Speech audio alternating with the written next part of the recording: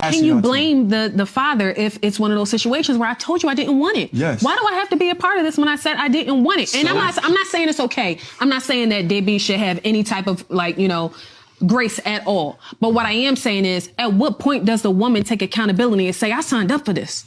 I signed up for this. When he told me he didn't want it, I knew that it doesn't happen. But I know it doesn't happen, but I it should, because when he said he didn't want it, I knew that it was going to be hard.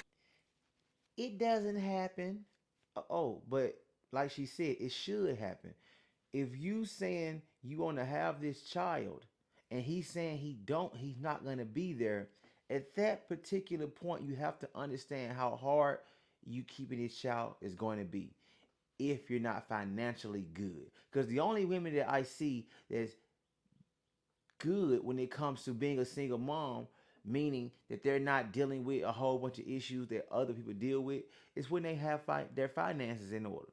If you are still trying to make ends meet, you paycheck to paycheck, and ain't nothing wrong with that.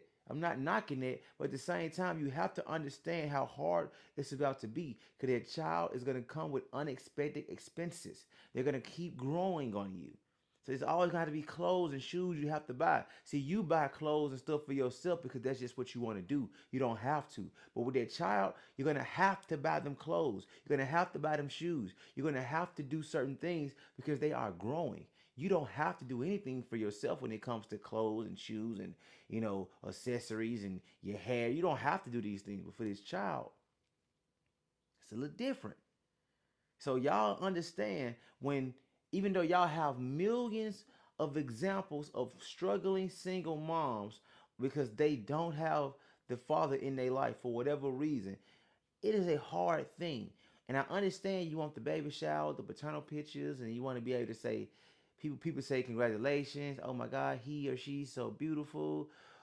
Mm, mm, it's gonna be a hard road. When a child gets sick, when a child is up all night, you gotta feed that child, you gotta do all these different things. It's not an easy thing. I come from a place where they used to say it takes a village to raise a child. And you think you a village by yourself, you're not. You're not. It's going to be extremely hard for you to just raise that child. It's not going to be impossible. That's not the point. But it's going to be harder than you expect it to be. Because it's a child. It's a life. Things are going to happen.